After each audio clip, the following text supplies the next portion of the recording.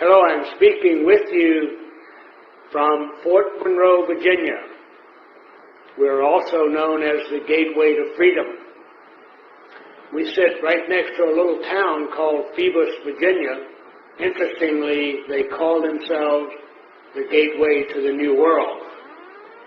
Phoebus sits inside of Hampton, Virginia, whose motto is first from the sea, first to the stars.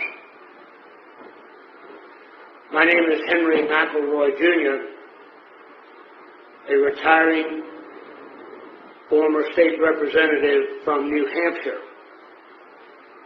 Thank you for your attention to this brief message concerning the world's interaction with both Earth-based and off-world astronauts.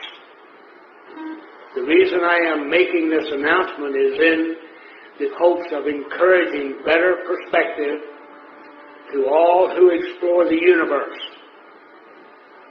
Therefore, as a result, making a more valuable contribution to humanity for the benefit of all faiths, all races, and all nations. Another reason I am here today is because I believe in the foundational wisdom of our nation, which was laid down by our founding fathers, and because we know that highly advanced knowledge and information can assist human beings in solving various problems, both in current times and in our future. When I was in the New Hampshire State Legislature, I served on the State Federal Relations and Veterans Affairs Committee. It was apparently important that as a representative of the sovereign people who had elected me to this honorable office, that I be updated on a large number of topics related to the affairs of our people and our nation. As I understood it, some of those ongoing topics had been examined and categorized as federal, state, local development, and security matters. These documents related to various topics, some of which span decades of our nation's history. One of those recurring topics is the reason I am addressing you this evening. I would like to submit to our nation my personal testimony of one document related to one of these ongoing topics, which I saw while in office serving on the State Federal Relations and Veterans Affairs Committee. The document I saw was an official brief to President Eisenhower. To the best of my memory, this brief was pervaded with a sense of hope, and it informed President Eisenhower of the continued presence of extraterrestrial beings here in the United States of America. The brief seemed to indicate that a meeting between the President and some of these visitors could be arranged as appropriate if desired. The tone of the brief indicated to me that there was no need for concern, since these visitors were in no way causing any harm or had any intention whatsoever of causing any disruption then or in the future.